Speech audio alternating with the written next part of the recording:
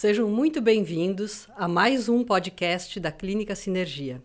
Esse é o nosso 5º episódio e hoje nós vamos falar sobre as perguntas que os pacientes foram fazendo para nós ao longo do tempo com relação a coisas da nossa boca que eles não sabem, tipo, que pasta que eu devo usar, que bochecho que eu devo usar, se devo, por que o meu dente é sensível, enfim...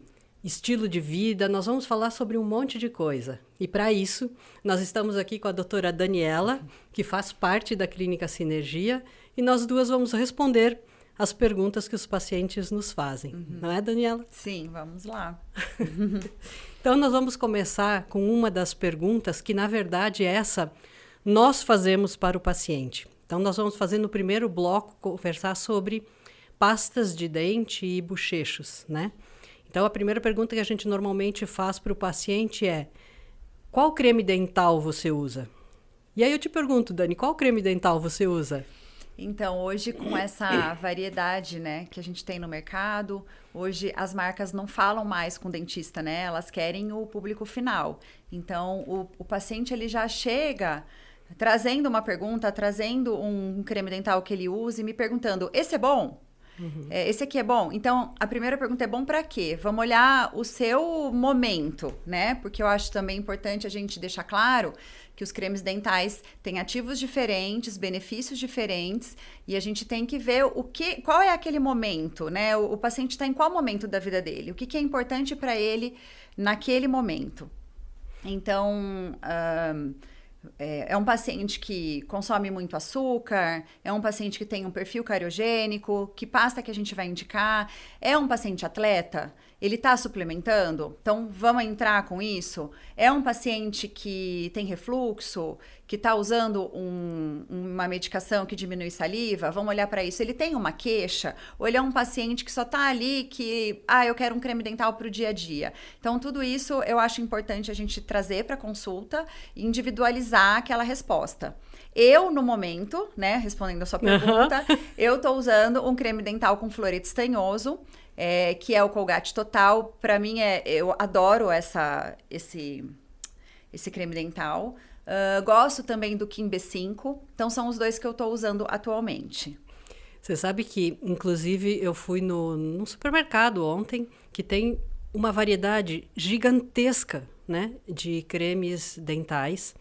E uma coisa que a gente observa é que justamente esse apelo da indústria é para cremes dentais dessensibilizantes, clareadores, Sim. Um monte de coisa. Tanto que esses cremes dentais são colocados na parte superior ali da... Como é que chama? Sim, na cara na do estante, paciente. Na estante. Eles são colocados na parte superior. E os cremes dentais, que para muitas pessoas Sim. que não têm queixa nenhuma... e que é indicado um creme dental normal. E o que a gente fala de creme dental normal? É fundamental que o creme dental tenha flúor, pelo menos em torno de 1.400 ppm de flúor. Quem de nós, né, que olha o que tem nos ingredientes da pasta de dente? Então, eu acho que a gente pode separar a coisa da seguinte forma. Claro, os cremes dentais precisam ser indicados para o paciente. Se o paciente não tem nenhuma queixa e nem nós dentistas temos alguma queixa da boca dele, é fundamental que o creme dental tenha flúor. E aí, muitas vezes, quando a gente pergunta para o paciente que creme dental que ele está usando, muitos pacientes falam que estão usando um creme dental sem flúor. E o que eu tenho para dizer é que os únicos pacientes que podem se dar o luxo, se é que isso é um luxo, que não é, porque esses cremes acabam sendo muito mais caros que um creme dental com flúor, os únicos pacientes que não precisam usar um creme dental com flúor são pacientes que não têm nenhum dente na boca ou pacientes que só têm implante na boca. Porque a partir do momento que você tenha um único dente na boca, você precisa do flúor. Tem uma outra questão que também aparece, que existem os cremes dentais viralizados, né? As tendências. E que no TikTok tem propaganda, enfim, e aí o paciente traz para mim, né? É bom usar a Crest? É bom usar... tem um agora, Marve, acho que é isso. E eu vou atrás, né? Quando vem uma questão, eu vou atrás da composição. Às vezes não é um creme dental que eu indico no meu dia a dia, eu não sei a composição dele, então eu vou atrás para saber qual é. E aí eu tava vendo que esses cremes dentais, eles não têm estabilidade no flúor, porque a composição deles acaba alterando, exatamente. Então, é muito importante, apesar de ter um gostinho bom, apesar de estar viralizado e estar na moda, ele é bom para você, né? Então, eu acho assim, é muito importante. Você quer usar, usa, mas pergunta pro seu dentista, né? É para mim isso daqui? Sim. Ou eu não vou trazer benefício nenhum, ou eu preciso de um outro. É muito importante essa comunicação. E hoje a gente tem tanta comunicação com o paciente, né? WhatsApp, Instagram. A gente tá muito acessível a isso, né? Então, não deixe de perguntar, né? É isso que eu falo pros meus pacientes. Sim. Outra coisa que me perguntam pra gente cremes clareadores, cremes dentais clareadores, são indicados? Para quem? Exato. E quando? O que eu falo no geral, tá? Eu não vou individualizar porque não tem como. O paciente é fumante, o paciente tem resina na boca, o paciente tem uma acidez, né, visual ali no dia a dia, o estilo de vida dele traz uma acidez. Por que isso? Os cremes dentais clareadores, geralmente, eles são muito abrasivos. Então, eles vão trazer essa questão. Você vai abrasionar mais o seu esmalte, né? Você pode fazer isso com a sua boca? Então, vamos olhar para você, né? O paciente fumante, eu até indico um ou outro. Tem 2 marcas que eu tenho aqui na minha cabeça que eu sei que não são tão abrasivos e trazem um benefício, que é a Bianco, o creme dental da Bianco clareador e o da Kim. São os 2 que não tem um abrasivo muito que vai causar um malefício para o paciente, né? Então, em algumas situações eu indico. Os pacientes que querem usar e que eu sei que tudo que eu falar não vai adiantar, eu falo para o paciente pelo menos uma vez por semana, não mais do que isso.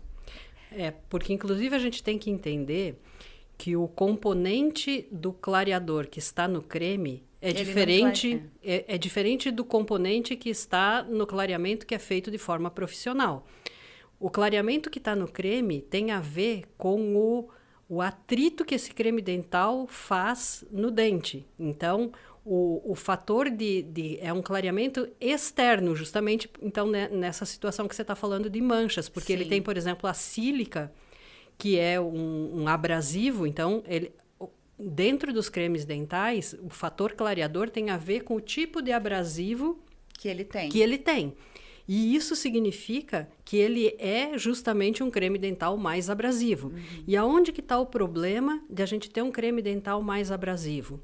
Se nós estivermos fazendo o uso de um creme dental clareador, por exemplo, num paciente que tem uma gengiva muito fina, e ele usa esse creme dental clareador que tem um abrasivo mais forte, com a intenção de limpar o dente ou de não deixar que faça tantas manchas, ao mesmo tempo ele está abrasionando uma gengiva que é fina. Então, a retração de gengiva naquele paciente pode ser acentuada pela força da escovação, pelo tipo de escova que ele está usando e pelo componente abrasivo do creme clareador. Fora que naquela região o esmalte é muito vulnerável. Sim. Então, é um esmalte mais fino, ele já tem a tensão oclusal naquela região, ele já vai sofrendo as microfraturas, aí você vai lá abrasionar aquela área que tem essa área delicadeza, a área né? de ligação. É uma área delicada. Sim. Então, realmente, a gente precisa olhar quem é o paciente que vai usar, né? Essa é o grande problema que a gente enfrenta hoje, né? Porque as marcas, elas estão falando direto com o paciente, o consumidor final. E nem sempre elas trazem olha, isso aqui é muito bom. Mas tá, e o que vai fazer de ruim na minha boca? O que vai trazer de mal para minha boca? Elas não vão falar. Então, é o dentista que tem essa função de orientar o paciente. Né? Tanto que uma das colocações que a classe odontológica está fazendo é que a classificação dos cremes dentais não deveria ser dentro de perfumarias, vamos dizer assim, e sim como medicamento. Então, o Pra creme ser dental, prescrito. ele tem que ser prescrito, porque o uso inadequado de determinados cremes dentais por muito tempo pode causar malefícios. Há exemplo, por exemplo, dos cremes dessensibilizantes, né? Então, assim, o apelo que está ali na embalagem do creme dental está falando creme dental clareador. Ah, meu dente está escuro, então eu vou comprar um creme dental clareador. Esse é um raciocínio que o paciente faz. Outra, meu dente está sensível e está muito sensível, então eu vou comprar um creme dental alívio rápido. Ah, meu dente é sempre sensível, então eu vou usar eternamente um creme dental dessensibilizante. Porém, todos os cremes dentais dessensibilizantes, eles estão mascarando um problema pré-existente. Então, se a gente for pensar assim, se você está com dor na coluna, sei lá, no muscular, você vai tomar analgésico todos os dias e não vai ver o porquê dessa dor? Você tem uma dor crônica, você vai tomar eternamente anti-inflamatório? Não.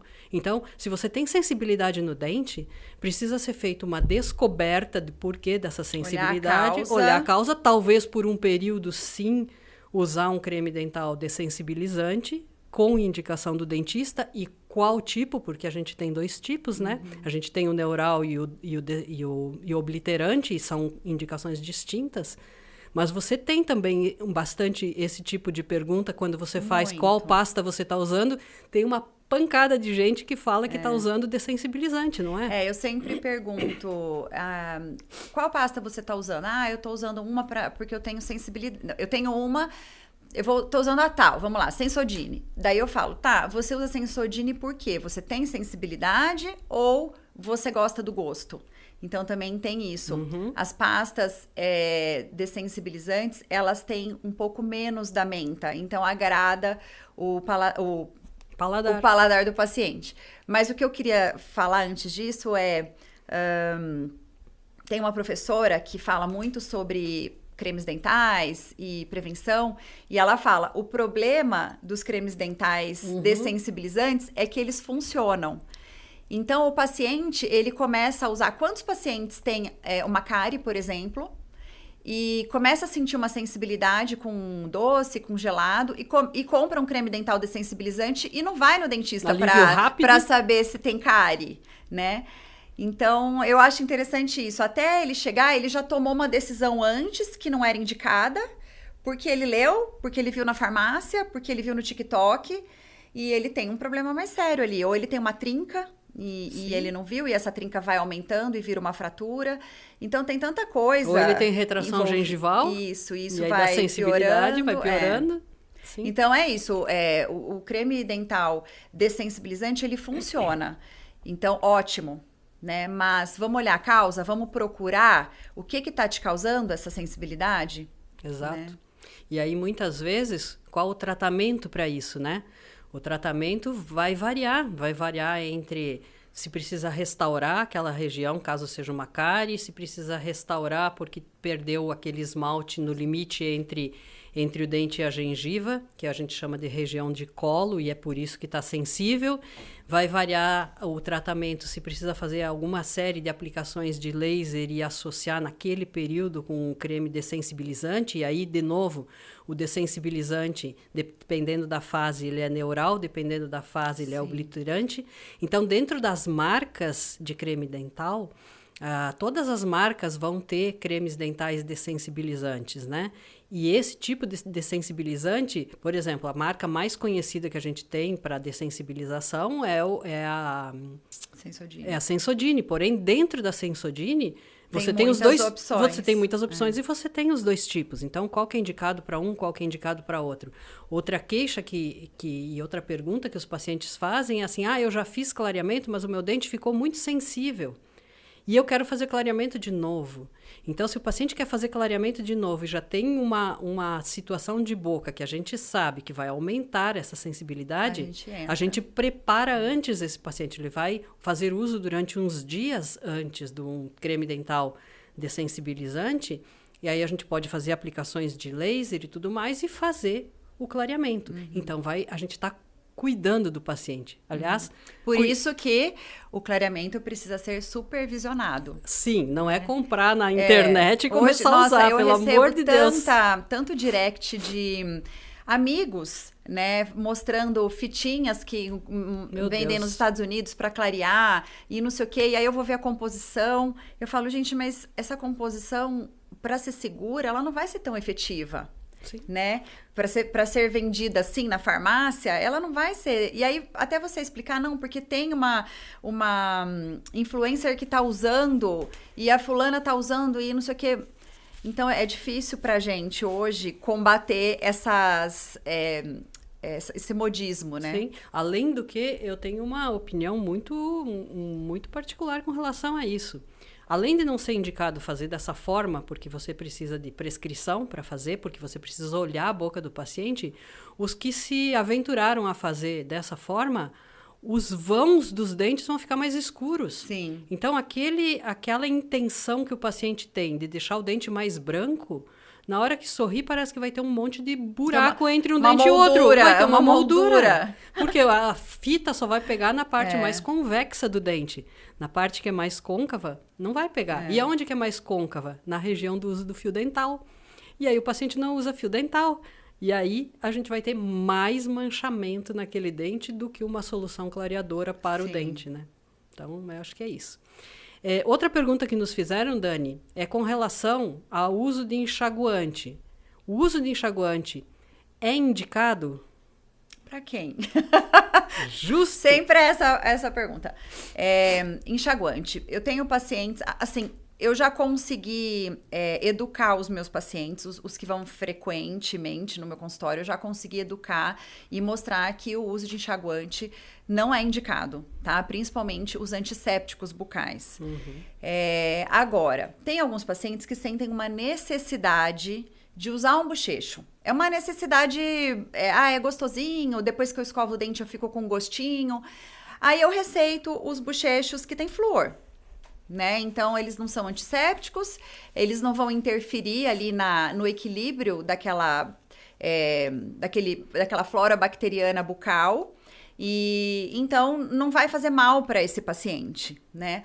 Agora, eu sempre tento entender o porquê, o motivo que esse paciente está querendo usar enxaguante. Eu tô com mau hálito. Então, vamos olhar para esse mau hálito. O que está acontecendo? Qual a causa? Qual é a causa? Né? Às vezes ele tá tomando uma medicação que tá diminuindo salivação, às vezes ele tá muito tempo sem comer, às vezes ele toma aquele cafezinho com açúcar o dia inteiro e aí fica aquele biofilme embebido em açúcar. Então, tem tanta coisa para ser olhada naquele paciente. Eu gosto muito dessa consulta, dessa conversa com ele.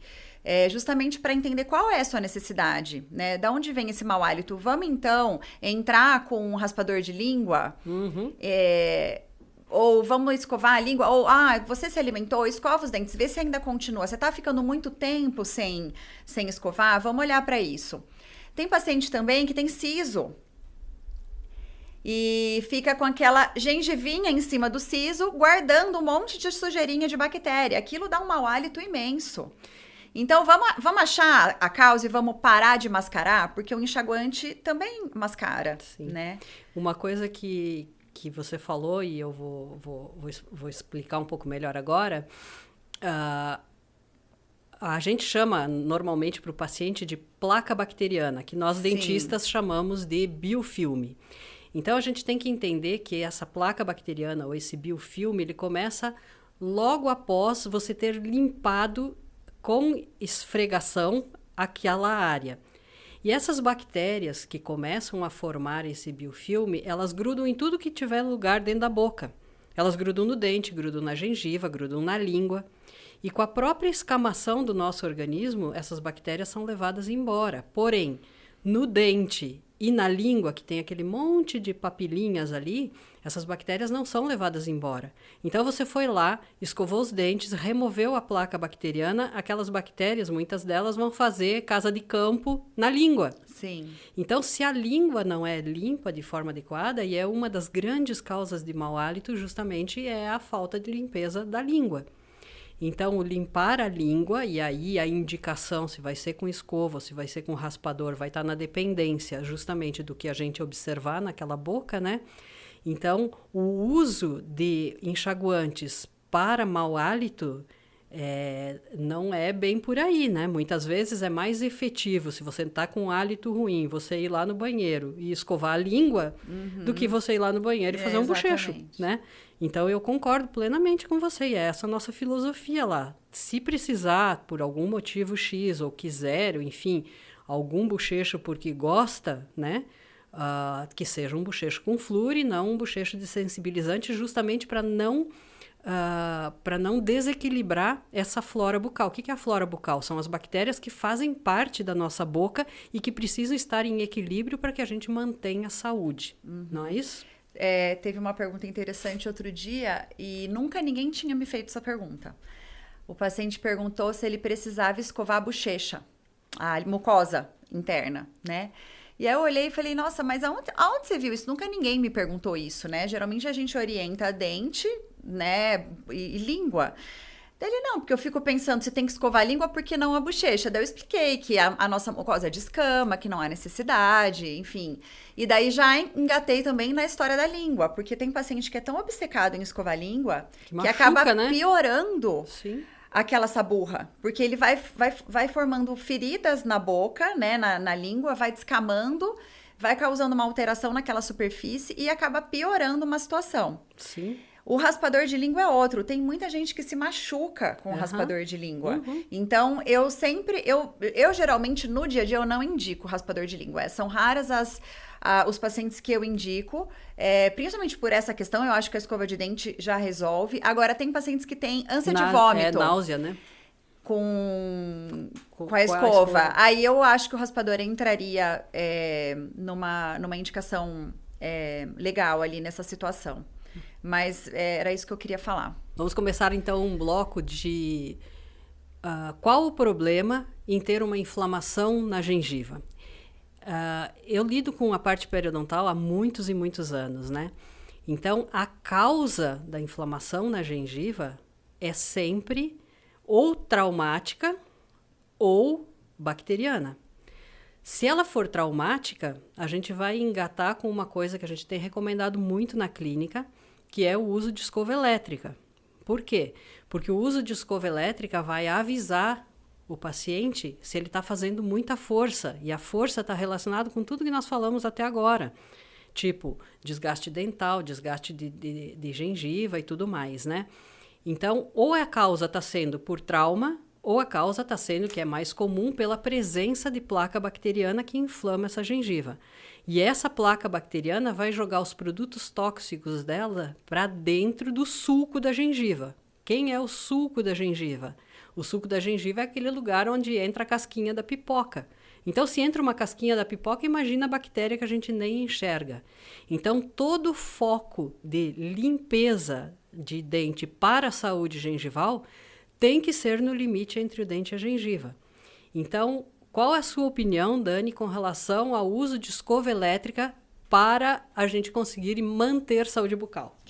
Bom, a escova elétrica, quando ela começou, a gente acabou não indicando muito, porque primeiro que não tinha esse aviso da força, depois que as cerdas eram muito duras, rígidas, né? Isso acabava traumatizando.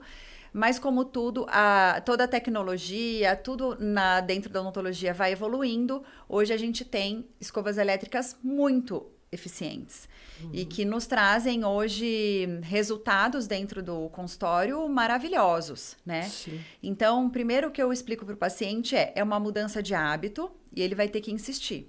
Porque a maioria começa e fala, acabei esquecendo de carregar, não usei, não tô usando. Demora muito. Demora muito. Então isso aí, eu quero que você fale sobre isso depois. Demora muito. Então eu falo, é uma mudança de hábito. E o benefício é muito grande para você não insistir, para você abandonar, né? Então, eu gosto muito. A que eu mais gosto são as rotatórias, né? A da Oral-B, que eu indico hoje, é a que eu mais gosto.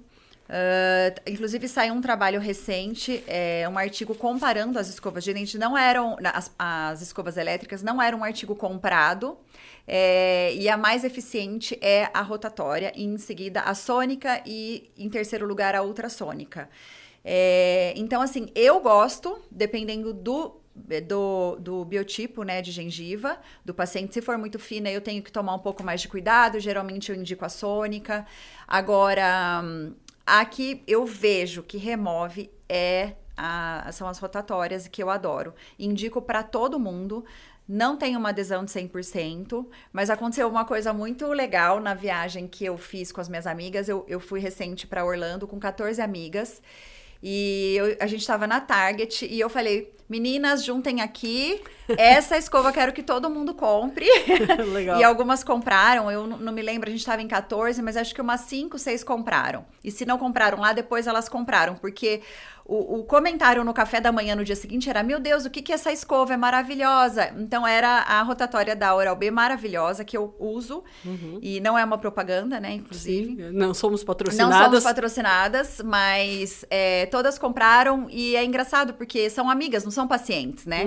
E eu tive esse feedback muito maravilhoso. E na clínica eu vejo mudança de padrão ali, de biofilme, de limpeza. É maravilhoso. Eu indico muito, muito. Uma coisa que eu vejo dos pacientes, e a gente trabalha nas salas ao lado e uma escuta o que a outra fala, Sim. né? E muitos pacientes que falam assim, compraram a escova elétrica, eu falo, e aí, mas por que não tá usando? Porque pra gente é visível que não tá usando, né? Sim, a gente sabe. A gente sabe. Então, por que não tá usando? Ah, porque demora muito. E eu falo, mas esse é o ponto. O ponto é que para a gente fazer uma limpeza de dente adequada, com a escova elétrica rotatória, são pelo menos 2 minutos. E a gente, inclusive, tem vídeo no canal, aliás, lá no Instagram. Esse vídeo é muito porque bom. Porque ele é bem didático, né? Então, como a gente tem essa orientação, eu falo, por que você não está usando? Ah, porque demora muito. Esse é o ponto. Demorar significa que é o tempo necessário para poder remover. Ah, mas eu prefiro fazer com a escova manual porque eu vou mais rápido. Sim, só que aí não limpa. É eficiente. Se a gente fosse comparar, e isso é de uma forma só empírica mesmo, de observação, para que o paciente consiga ter o mesmo resultado de limpeza entre a escova manual e a escova elétrica, ele teria que usar o dobro do tempo na escova manual fazendo a técnica correta. Porque a técnica correta para obter limpeza, ela não é tão simples. Você precisa ter destreza manual e você precisa saber exatamente o movimento que você tem que fazer na área que você tem que fazer com o tempo necessário para conseguir remover. Sim. A escova elétrica, a rotatória, a técnica é menos sensível. Desde que você coloque a escova no limite entre o dente e a gengiva e obedeça a escova. O que é obedecer a escova? Obedecer o tempo para cada quadrante, ela avisa, e obedecer de não fazer a força, né, dela no vermelho. Aí eu tive um caso que apareceu no consultório, que indicou a escova elétrica e o paciente estava usando. Só que eu observei que toda a gengiva dele estava ralada. Eu falei, mas ele escuta, exagerou. O que você está fazendo? Eu estou usando certinho conforme eu vi no vídeo. Eu estou usando a escova elétrica conforme você indicou. Sim, mas e por que a tua gengiva está ralada? Quando ela fica vermelha, você diminui a força? Não, eu escovo o tempo inteiro com ela no vermelho. É o aviso. É o aviso, sinal vermelho. Não é para fazer isso. Então, quando ela está no verde, ela está na força correta. Quando ela está no vermelho, não é para usar. Aí ele parou de usar ela, obviamente, no vermelho, né? E no vídeo tá falando isso, só que essa parte do vídeo ele não escutou. E aí a gengiva dele já melhorou. Ou seja, a força, o atrito em cima de uma gengiva que é fininha vai causar recessão. O nosso hábito na escovação manual, muitas vezes o paciente está escovando aqui, quando ele pula para o outro lado, se ele é destro, ele deixa 2 dentes de fora na limpeza. Então, eu tenho muito paciente que tem inflamação localizada. Nessa região, porque vai mudar, porque ele muda e pula 2. Então, é muito comum. Essa semana foi uma paciente, agora eu me lembrei, ela Ela é bem assídua, ela vai muito certinho, ela é muito preocupada com a higiene dela e ela veio com um padrão, assim, diferente de biofilme. Tava com muita placa bacteriana, eu corei, mostrei pra ela. E aí eu falei, o que que tá acontecendo? Ela falou, eu tô com muito medo das minhas recessões. Ela tem um biotipo de gengiva fino e aí ela tá escovando tão delicadamente que ela não está limpando. E aí eu conversei isso com ela, porque o que que ela entende, o que foi falado durante muito tempo? Que recessão gengival era causada por escovação.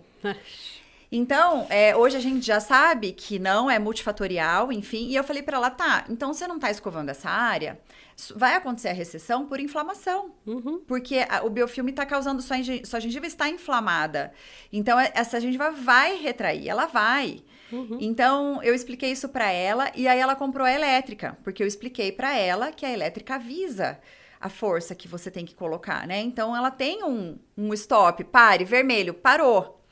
Então ela falou, então vou começar a usar. Eu achei que era muito agressiva para minha gengiva. Eu falei, não. E aí é interessante, porque a gente fala tantas vezes, né? Mas o paciente, ele vai escutar na hora certa. Não, pode ser que você repita isso todas as vezes que ele vai. Mas ele não escuta. Ou ele só vai ter parece que acende uma luz, né? Tem um insight, e aí ele muda, na hora. Exato, aí ele muda a chavinha.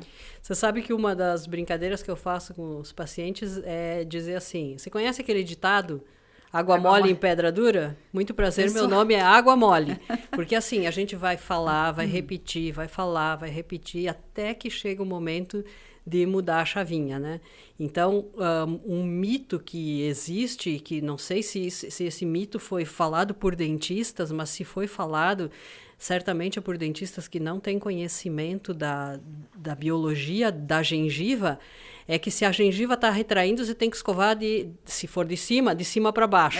Se está retraindo embaixo, é de baixo para cima. Não tem sentido nenhum, a escova não vai puxar a gengiva para lugar nenhum. E é a tal história, é o equilíbrio entre limpar e traumatizar.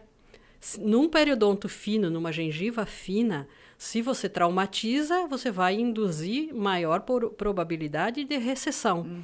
E se você não limpa, a recessão vai vir por via de inflamação por bactérias, né? E aí, quando tem uma recessão gengival, aí a gente tem recursos de recobrimento dessa raiz, de proteção dessa raiz através dos enxertos, das cirurgias plásticas periodontais. Aí já entramos na fase do tratamento dessas recessões e que a gente também já tem saímos da prevenção, né? Então, quer dizer, não aconteceu ali a prevenção, já foi pro tratamento. Que se a gente for ver, também é uma prevenção. É uma prevenção de quê? De agravar mais aquele problema até o ponto de repente, o paciente perder o dente. E acontece. E acontece. Então, eu vejo assim, que a gente tem várias etapas de prevenção. O ideal seria prevenir tudo antes que a coisa acontecesse. Porém, o tratamento, quando indicado, ele é preventivo de uma coisa mais grave, de uma coisa mais séria. Então, mesmo a extração de um siso é prevenção. Mesmo uma cirurgia periodontal é uma prevenção. Então, tudo é prevenção. Só que qual é a bandeira que a gente sempre levanta na Clínica Sinergia? A manutenção periódica e constante é fundamental para que a gente mantenha essa boca com saúde e observando as coisas que estão se modificando ao longo do tempo. E eu vou engatar essa pergunta numa pergunta que foi feita para você, né, recentemente, que é: por que com a idade tenho sentido meus dentes mais sensíveis? Essa foi de uma amiga minha. Eu coloquei num grupo meu, lá das minhas amigas. Meninas, me encaminha aqui perguntas que vocês querem perguntar para o seu dentista e não perguntam, né? Dúvidas. E ela me mandou essa pergunta e eu achei muito interessante, porque, bom, essa minha amiga, ela tem 40 anos e eu falei pra ela assim, ela não é minha paciente, então eu não conheço a boca dela, mas me fez pensar também em tantos pacientes que eu atendo, porque com 40 anos, o paciente, ele já usou bastante a boca dele, né? Que dirá com 60. E agora, o que eu tenho visto também é que esse paciente também, ele é um paciente atleta. Ele é um paciente que tem um estilo de vida hoje com uma suplementação, ele tem um estilo de vida mais estressante, ele tem um apertamento. Então, é um conjunto de coisas que acontecem quando você chega nos 40, né? E não é que você... conforme a idade avançou, meus dentes ficaram sensíveis. Sim, a vida foi acontecendo, né? Então, eu não conheço a boca dela, não pude responder para ela, mas para os pacientes eu falo, vamos olhar então, como que tá a sua alimentação? Esses pacientes geralmente foram ao nutricionista, e o nutricionista pediu para trocar o azeite pelo vinagre, ou o azeite pelo limão. Então, acabou que aconteceu essa erosão ácida. Eu realmente estou numa fase mais difícil, filho, marido, trabalho, eu estou apertando mais. Então, aquele esmalte que fica na cervical, que é mais vulnerável, ele começa a se quebrar com mais frequência, também gera uma sensibilidade. E meus dentes, por conta desse apertamento, né, eu explico para o paciente, o nosso dente vai envelhecendo, ele vai ficando mais amarelado. Então, já tem um amarelamento pelo nosso envelhecimento, porque a nossa boca envelhece com a gente. Que nem cabelo branco. Exatamente. Então, ele tem esse amarelamento com a idade e o paciente vai lá e usa uma pasta abrasiva. O que ele vai fazer? Ele vai lesionar aquelas regiões que já estão vulneráveis, vai aumentar a sensibilidade. E agora que eu tô sentindo o meu dente mais amarelo, eu tô fazendo mais clareamento. O clareamento também traz uma sensibilidade transitória, né? Bom, o que mais? Tudo isso, é o estilo de vida. Os pacientes atletas usam gel de carboidrato. Isso a gente vai falar num outro momento também, né? A orientação. Pode falar já. Tá. Esse paciente dos 40 anos, ele tá tentando levar um estilo de vida mais saudável e aí ele entrou, vamos lá pra bike, pro beach tênis, pra musculação. Natação. A natação também, né? A natação, ela traz, a água da piscina, ela traz também essa questão da erosão ácida. Então, é um conjunto de coisas. Esse paciente atleta hoje, ele suplementa, ele toma Gatorade, ele toma energético, ele usa gel de carboidrato. Tudo isso acaba causando erosão ácida. O que é erosão ácida? A erosão ácida é quando o dente perde estrutura de esmalte, deixando a dentina exposta. Né? Porque baixou o pH, porque baixou o pH. Então, não é que a saliva fica ácida, não existe saliva ácida. A saliva, ela vem para tamponar. Na verdade, a saliva vem para nos salvar. E esses suplementos acabam deixando a nossa boca mais ácida e a saliva não tem tempo, ela não tem uma ação tão efetiva para tamponar, né, para reequilibrar esse pH. Então, o dente, tanto a dentina como o esmalte, eles começam a perder estrutura com pH de 5, de 6, né? Imagina, o neutro é 7. Então, com 5, 4, ele já começa a perder estrutura. Se a gente pensar que um energético, que um Gatorade leva o nosso pH para 2, né? E ele ficou lá treinando 1 hora, 2 horas. Ele foi ali da Dom Pedro até Jaguariúna, 2 horas de treino, usando gel de carboidrato, usando Gatorade. O que está acontecendo com essa boca? Está perdendo estrutura, né? Com esse dente. Está perdendo estrutura de dentina e esmalte. E está deixando mais sensível, né? Porque a dentina fica exposta, os túbulos dentinários estão ali, expostos ao meio bucal. E aí tomou uma água gelada, morreu de dor. E tem que lembrar que tudo é um combo, né? Muitas vezes esse mesmo paciente, ele não está dormindo bem à noite, que é o que nós falamos no podcast passado. Ele pode ter refluxo, que também é ácido, e faz esse pH ir lá para baixo. pH lá para baixo significa o pH mais ácido. Sim. A saliva precisaria de muito tempo para conseguir repor isso, e muitas vezes não acontece. Ele muitas vezes está tomando ansiolíticos ou coisas do gênero, ou o Monjaro, que nós vamos falar também. E isso deixa a boca mais seca. Então, é menos saliva para ajudar a tamponar. O próprio atleta já tem hipossalivação. Então. Né? Enquanto ele está fazendo o esporte, tanto que a gente bebe muita água quando a gente está fazendo esporte. A gente já tem uma diminuição na saliva, né, nesse momento. Então, ela não tem como trabalhar ali para tirar o paciente daquele momento crítico, né, do que o pH vai a 2. Sim. Né? Então, é isso, mas é um combo, né? Então, voltando à pergunta da minha amiga, por que os meus dentes ficam mais sensíveis? É um combo. Em que momento que você está na sua vida, né? Inclusive, se o momento da vida for lá para mais de 60 e que não está com toda essa atividade esportiva, mas continua fazendo a academia para manter músculo e tudo mais, a gente tem que entender que como esses dentes já estão há bastante tempo na boca, vamos pôr mais de 60, provavelmente já exista áreas de recessão gengival. Sim. E essas áreas de recessão gengival dão sensibilidade. Mas o que é bastante comum também é que muitas restaurações que foram feitas lá atrás já estejam com infiltração, já estejam com trincas, já estejam com uma série de coisas e que vai dar sensibilidade. E aí voltamos para o tópico anterior. Aí vai na farmácia e compra um creme dental dessensibilizante. Está mascarando um problema que poderia ser tratado de forma adequada para que essa boca que está com 60 vá lá para os 80, porque hoje a gente tem muito paciente com 80 no consultório, 90. Então, como que essa boca que começou, vamos dizer assim, muito antes do que isso, mas que começou a ter queixas nos 40, vai ficar bem até 90, 90 e pouco, né? Então, é esse cuidado todo que a gente precisa ter e olhar aquilo que você falou. Eu achei muito importante que você falou. Depende da fase de vida que o paciente está. E nós, dentistas, precisamos ter uma conversa muito clara com o paciente e entender qual é o momento dele e aí dar a orientação e cuidar dele de maneira adequada. Então, acho que a bandeira sempre foi cuidar, né? Quero falar duas coisas. Uma é que eu lembro uma vez que eu falei para você, quando eu comecei a fazer a parte de periodontia, a prevenção, eu falei, Márcia, tem hora que o controle periodontal é tão rapidinho, a boca tá tão boa e tá limpa, o paciente tá bem, que eu fico até um pouco constrangida com a rapidez que é a consulta. E você me respondeu assim, isso é prevenção, você falou. Tá boa porque ele vem, tá boa porque você tá acompanhando. Quando demorar, é porque não tá bom.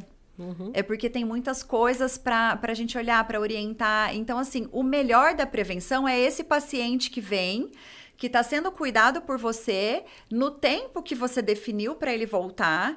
Então, isso é prevenção. Isso é o bom. Você está enxergando errado, né? E foi muito... Eu falo isso para os pacientes. Às vezes ele fala assim, nossa, foi tão rápido. Eu falo, porque você está ótimo. Né? Então, você continue voltando para continuar ótimo, né? Tem paciente que escuta isso. Uma vez falou, pra Ju lá na recepção, ela sempre que eu venho aqui, ela fala que tá ótimo, eu vou passar para um ano. Eu ouvi, eu fui lá. Falei, não faça isso. Não dá. Não faça isso, porque daqui a um ano pode não tá bom. Né? A gente precisa, de novo, individualizando, justamente achar para cada paciente qual é o ponto de equilíbrio da saúde bucal dele. Então, tem pacientes que é a cada 6 meses. Tem pacientes que é a cada 4. Tem pacientes que é a cada 3. Então, varia. Agora, raríssimos. Normalmente, eu só abro essas exceções para paciente que é de fora, tipo, mora em outra cidade muito longe e que a boca tá estável, que eu já conheço há muito tempo. Aí ele fala, posso ir uma vez por ano? Eu falo, vamos tentar. Vamos tentar, porque uma vez por ano não é exatamente prevenção, é ver se aconteceu alguma coisa de errado naquele período, né? Eu queria também falar uma outra coisa em relação a isso, que eu acho importante a gente falar também, que quando a gente conversa com o paciente, entende o momento de vida dele, em nenhum momento nós vamos mudar algum hábito dele que esteja sendo acompanhado por um médico. Por exemplo, eu não vou falar para ele mudar uma medicação, eu não vou falar para ele mudar uma suplementação que a nutricionista indicou. Jamais. Qual que é o nosso papel? É orientar o paciente do porquê está acontecendo isso na boca dele e tentar amenizar os danos, né? Então, a gente vai entrar, por exemplo, esse paciente que usa o gel de carboidrato. E o que eu falo para ele? Depois que usou, faz um bochecho mais forte com água e joga essa água fora. Tenta lavar a boca. Vamos passar para um floreto estanhoso. Na pasta de dente, de repente um bochecho antes de você ir treinar, um bochecho que tenha floreto estanhoso antes do seu treino. Então, essas coisas que a gente vai tentando organizar para o paciente continuar fazendo o que ele está fazendo, porque ele gosta, porque está dentro da rotina dele, e ele não quer mudar. Então, quando eu falo, não vai mais usar o gel de carboidrato, não existe isso, ele vai usar, né? Então, qual que é o meu papel? Orientar. Sim. Vamos fazer dessa forma? Vamos tentar amenizar aqui? Então, acho importante a gente também falar isso. Eu jamais mexo em nenhuma... É lógico, medicação, eu sugiro, né? Vamos diminuir o limão, Né? Será que dá? Olha, você tá com muita sensibilidade. Tem paciente que chega lá, eu não consigo nem passar o jato, né? Não consigo usar ultrassom. De tanta dor que o paciente sente. Vamos tirar o limão, você volta daqui um mês pra gente conseguir mudar isso e tal. Então, são sugestões que a gente faz e tentando amenizar os danos. Porque inclusive, assim, muita coisa que o paciente vem usando não foi necessariamente indicada por um médico que entende do que está fazendo um tratamento. São coisas que foram vistas na internet e tomadas como verdade. Sim. Então, essa questão é muito séria. Por exemplo, eu acho que dá para a gente entrar agora no Monjaro. Sim. Tem muito paciente usando isso. Muito. A pergunta que eu faço sempre para o paciente é: você está fazendo isso por conta própria ou você está sendo acompanhado por um médico? E qual é o objetivo disso que você está fazendo? Como é que você responde a isso para o paciente? Qual a orientação que você dá com relação ao uso do Monjaro? Bom, a primeira coisa que eu falo é sobre... Então, vamos lá. Na verdade, quando o paciente me traz que ele está tomando o Monjaro, a primeira coisa que eu pergunto tá tomando água? Né? Tá ficando muito tempo sem se alimentar? Porque apesar de toda a orientação médica, a gente sabe que o Monjaro tira totalmente a fome, né? Você não consegue comer. Às vezes o paciente até acha bom. Ah, não, eu vou pular essa refeição aqui, não tô com fome, vou... Mas não, ele precisa comer. Então, o fato dele se alimentar no tempo correto, o fato dele se hidratar é muito importante, porque a hipossalivação vai tirar toda a defesa que a gente tem na nossa boca, né? Então, esse paciente eu costumo orientar principalmente a refluxo e a boca seca, né? Ele me traz a questão do mau hálito. E então, aí, é esse olhar que a gente tem para esse paciente do Monjaro. E aí, nessa fase que ele está usando e que ele está com a boca seca, o que você indica para ele em termos de bochecho, pasta de dente? Bom, primeiro tomar água, né? Ele precisa tomar água, muita água, porque a grande parte da saliva é água, né? Se você está desidratado, você não vai formar saliva. Além disso, enxaguante. Bom, creme dental sempre com flúor, né? E geralmente esse paciente, como ele não tem saliva, ele vai ter erosão ácida, né? Ele vai ter ele não tem essa defesa, ele vai ter... pH vai estar baixo. Vai estar baixo. Então, geralmente eu indico o fluoreto estanhoso. Para hidratar, geralmente eu sugiro pasta de dente sem o lauril sulfato de sódio.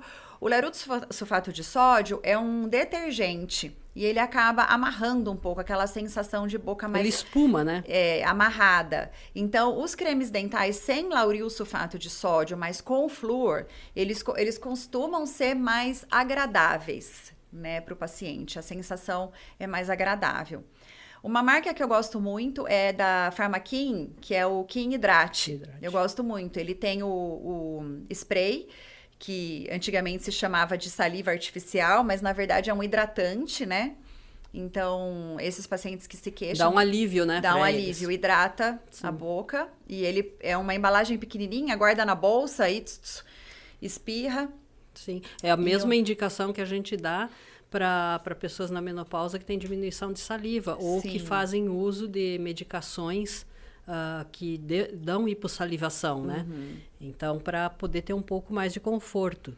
E, claro, precisa estar equilibrado de saúde com acompanhamento médico para a causa daquele problema, né? Mas a parte nossa de dentista é tentar dar mais conforto e, de novo, né? Você vê que você falou bastante e a gente reitera aqui que pasta de dente é com flúor. Prescrição e com flúor. Tem que ser, senão a coisa não vai bem. Eu vou engatar uma outra pergunta aqui, que é sobre... É o tártaro que forma a inflamação? Não. Eu sempre falo para o paciente... Na verdade, você sabe que o paciente nos procura por causa do tártaro. Sim. Né? Porque ele ele chama limpeza. Eu falo, limpeza faz parte do controle. Isso. Ela não é o objetivo em si mesma, porque o controle é ver se a tua boca tá saudável, né? E aí responde. Mas ele chega e fala, eu tô com muito tártaro, vim fazer limpeza. E aí eu falo, olha, você sabe que o tártaro nem me preocupa muito, o que me preocupa é o que vem antes do tártaro, né? Então, para esse tártaro ser formado aí, você teve uns dias aí de biofilme de placa bacteriana que você não limpou. Esse aí estava causando inflamação na sua gengiva. O tártaro, ele vai ficar ali, mas ele já não tem mais a bactéria, né? Ela já tá, é uma placa bacteriana endurecida, mas ele vai funcionar como um agente retentor. Então, vai ser pior, mas visivelmente para o paciente é pior, né? Não é o que ele está trazendo de malefício para a saúde da gengiva dele, né? Para o paciente, o que está ruim é a estética, porque fica manchado, entre os vãos fica com... Não, né? Passa ar. Não passa ar. Então, a gente limpa, fica lindo, lisinho e tal. E, lógico, tem pacientes que formam esse tártaro com mais intensidade, mais velocidade do que outros. Eu tenho um paciente que não tem tártaro, mas tem biofilme, né? Você vai corar a boca dele, tá lá com biofilme, mas não tem tártaro. E tem paciente que até tem uma higiene boa, mas forma mais. A rapidez, né? Isso tudo tem a ver com composição da saliva também. E com composição bacteriana, né? Por exemplo... Com relação a doenças periodontais, tem doenças periodontais que a gente chama de avanço rápido, que num paciente jovem tem uma destruição não compatível, vamos dizer assim, com a idade. E se você vai ver, muitas vezes aquela placa bacteriana não forma tártaro, porém é uma placa bacteriana super agressiva para o tanto que a defesa do organismo dele dá conta. Então, a destruição é maior. Então, assim, eu concordo nisso que você fala. O tártaro é bactéria que morreu, endureceu e ficou ali grudada. Só que como ele é todo poroso e rugoso, ele é ambiente para novas bactérias que estão ali.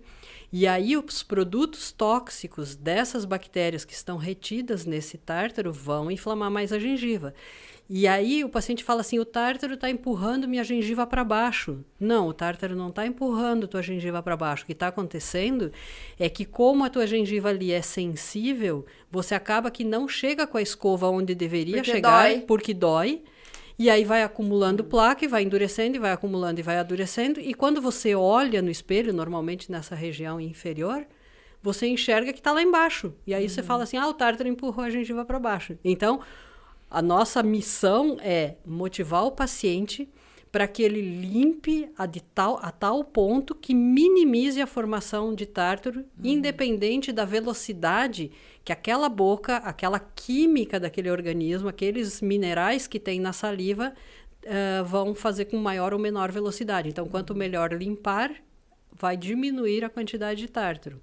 Quanto pior limpar, para quem tem uma tendência maior à mineralização dessa placa bacteriana, vai ser mais rápido, né? Então, a base para ter o tártaro é ter a placa antes, né? Por isso que eu falo, né? O tártaro eu não me preocupa tanto. O que vem antes dele me preocupa, né? Sim. Mas, lógico, tem toda uma consequência. E aí, quando esse tártaro, o tártaro abaixo do nível da gengiva é filho do tártaro que está acima da gengiva. Esse tártaro que está abaixo da gengiva, já em área de raiz do dente, porque houve uma destruição do osso que sustenta esse dente, esse tártaro é bem difícil de remover. Se o tártaro é difícil de remover, a placa que está nele e em volta dele e sobre ele também é muito difícil. O paciente não tem mais acesso a isso. E o dentista, muitas vezes, tem acesso limitado, que aí entra os tratamentos periodontais propriamente ditos, no sentido de raspagem, ultrassom abaixo do nível da gengiva, cirurgias de acesso para poder ter acesso a essas bactérias, limpar e restabelecer saúde, desde que o paciente consiga, a partir dali, fazer uma limpeza adequada para não deixar formar novamente, né? Então, os controles... Por isso, os controles, de novo, são fundamentais, né? Vamos ver o que mais que nós temos aqui. Acho que a gente já respondeu, mas por que, na tua observação, por que algumas pessoas formam mais tártaro do que outras? Eu acho que é esse conjunto mesmo, né? Composição da saliva, higiene, tipo de bactéria que tem na boca, enfim. Tem alguns cremes dentais que prometem, né, diminuir um pouco essa formação, que são os cremes com pirofosfato. Os antitártaros, né? Os antitártaros. Mas assim, eu falo, é uma promessa, mas o que vai evitar mesmo é a sua limpeza diária, né? O fio dental, as interdentais. Porque geralmente os pacientes, vamos falar dos pacientes com saúde, né? Que chegam com uma gengivitezinha, aquele paciente que controla. A maior queixa é incisivos inferiores. Que é o que ele enxerga. Exatamente. Então, ele chega e fala, olha, aqui é a área de fio dental que está formando, né? Então, a hora que o biofilme gruda, se você não esfregar, ele vai continuar, a sua saliva vai ter a ação dela, vai endurecer, e não há creme dental com pirofosfato que mude essa situação. Sim. Né? Então, é isso, é tentar evitar que forme. Inclusive, pacientes que formam tártaro com mais... Tártaro, na linguagem dos dentistas, é chamado de cálculo dental, né? Mas a gente está usando a linguagem dos pacientes, a né? nossa conversa aqui é com o paciente. É com o paciente. Né? Então, o tártaro, vamos lá. O tártaro se forma mais aqui na parte de baixo, porque é a saída da glândula que nós temos aqui logo abaixo da língua, que a gente chama de glândula sublingual. Então, como a saliva fica sempre banhando aqui, o paciente enxerga porque é aqui. Porém, aqui a gente tem a saída de 2 outras glândulas, que são as parótidas, de um lado e do outro. E nessa região também forma muito tártaro, só que o paciente não vê. E nessa região, aí eu acho ele mais perigoso, inclusive, do que aqui. Por quê? Porque é uma área que ninguém vai chegar lá direito com a escova, se não for orientado. Ninguém vai chegar lá direito com o fio dental, se não for orientado. E ali você tem uma inflamação crônica de longa data, que acaba perdendo o osso entre um dente e outro, e são as áreas mais difíceis depois de tratar, né? Então, vamos lá. Eu acho que talvez para encerrar essa nossa conversa de hoje, lembrando, um dente tem 4 faces que estão em contato com a gengiva e uma onde o dente mastiga. Então, a face que está voltada para a bochecha e a face que está voltada para a língua, a responsabilidade é da escova. A área em que ele é vizinho aos outros 2 dentes tem que ser uma limpeza entre os dentes. E aí a gente tem alguns instrumentos para isso. O mais comum, para quem não tem problema de perda óssea e tudo mais, é o uso do fio dental. E para quem já teve um pouco de perda óssea, é escovinha interdental. Tem outros recursos? Tem palito de silicone? Tem, mas esses 2 ganham. A escova interdental bem indicada ganha e o fio dental bem indicado ganha. Aquela chamada que tem do fio dental de água, aquilo ali é para resto de alimento, porque ele não vai remover placa efetivamente. Inclusive, você tem uma história que você contou de um químico que você atendeu, porque o biofilme nada mais é do que bactéria que forma polissacarídeo. O polissacarídeo é uma cola que a bactéria joga numa superfície. Pode ser superfície de dente, pode ser superfície de laboratório, pode ser superfície do que for. São superfícies lisas e úmidas. Sim. O que é o dente? Né? E no caso desse paciente que eu atendi, foi interessante, porque eu já é meu paciente há muito tempo, eu sempre converso as mesmas coisas, mas dessa vez ele... É aquela história, iluminou. Então, ele começou a falar comigo, eu falei, olha, porque a placa bacteriana é um biofilme, ela forma numa superfície lisa, úmida. Aí ele começou a fazer associação com o trabalho dele.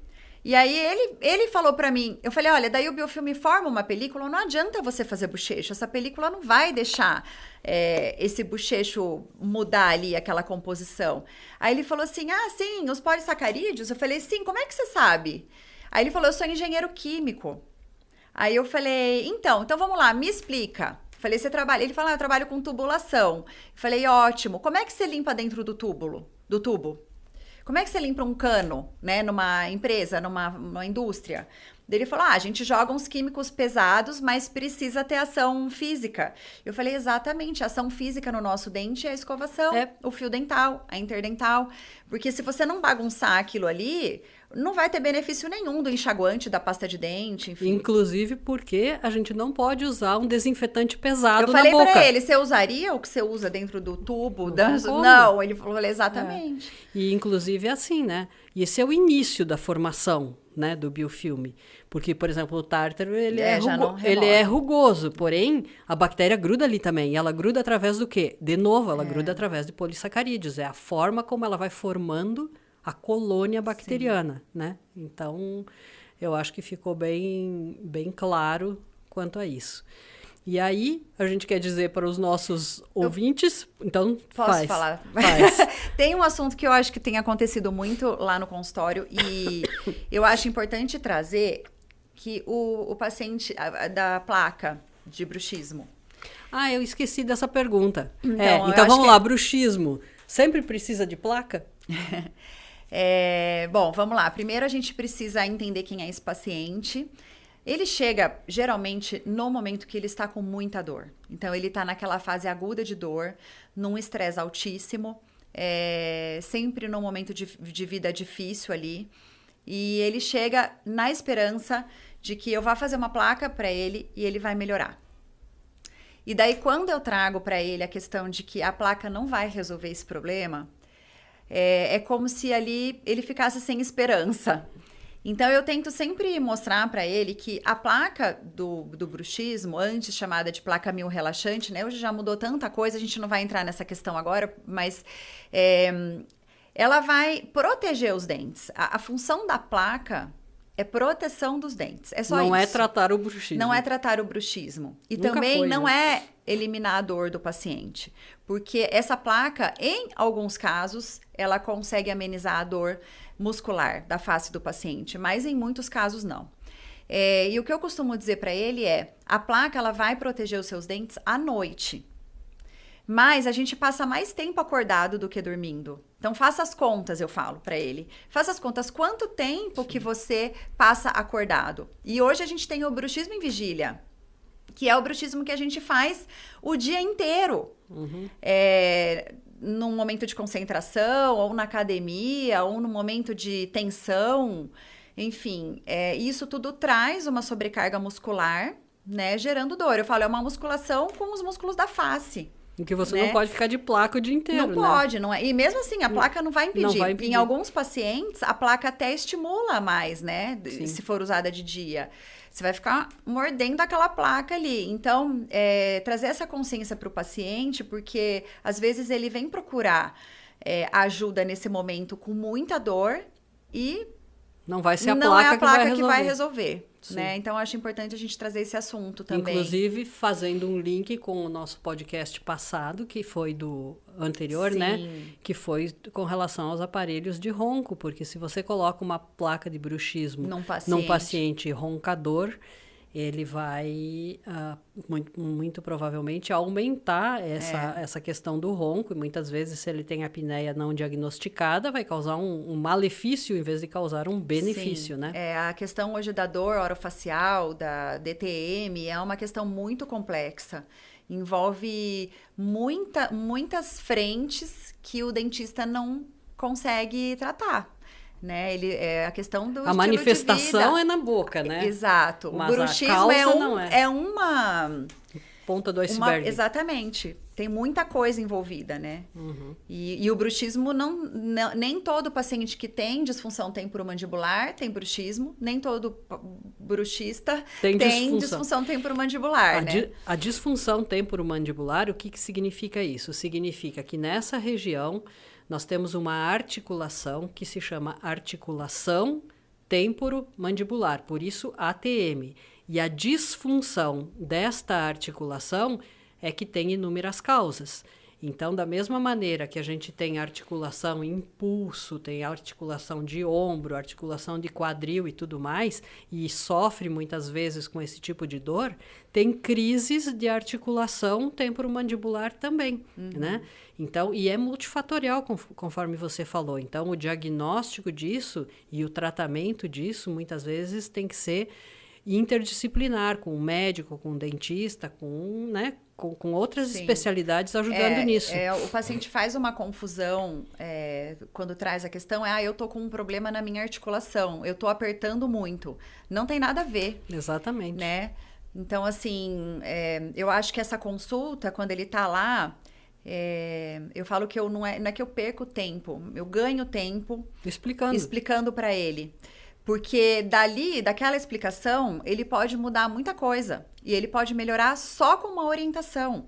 Então, por exemplo, quando eu falo do aplicativo Desencoste Seus Dentes, quando eu falo do adesivo para ele colar no computador, onde ele fica com mais tempo, né? Passa mais tempo trabalhando, enfim.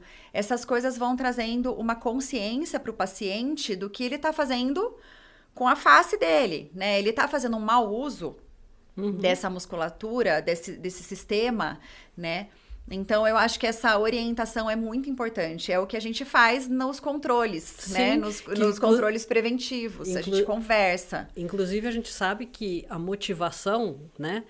Logo que o paciente sai da consulta, ele está super motivado. Aí vai passando os meses, ele vai deixando para lá. Aliás, todos nós somos assim. Então, quando ele retorna na consulta de manutenção, ele é remotivado. Então, eu acho que uma das coisas que é muito pouco falada quando se fala em profilaxias ou controles de manutenção de saúde bucal, uma coisa que é muito pouco falada é que um dos objetivos desta consulta de manutenção preventiva é remotivar o paciente para os seus próprios cuidados. Sim. Porque a gente está vendo ele uma vez, quando ele já está na fase de controle, uma vez a cada 6 meses. Só que ele tem 6 meses ele com ele mesmo. Então, ele sai motivado, aí essa motivação vai baixando, aí ele vem de novo, a gente remotiva, aí ele sai motivado, vai baixando. Então, das coisas que não é falado, se você for ver, em todos os cursos, em todas as atualizações com relação a cuidados preventivos bucais, não é falado na remotivação. Então, a cada consulta, a gente está remotivando o paciente nos vários aspectos daquilo que ele trouxe após 6 meses. Certo? Certo. Então, eu acho que por hoje é isso, né? Foi um prazer, Dani, conversar com você. E foi uma conversa. E a gente se vê num próximo episódio. Combinado. Obrigada, Márcia.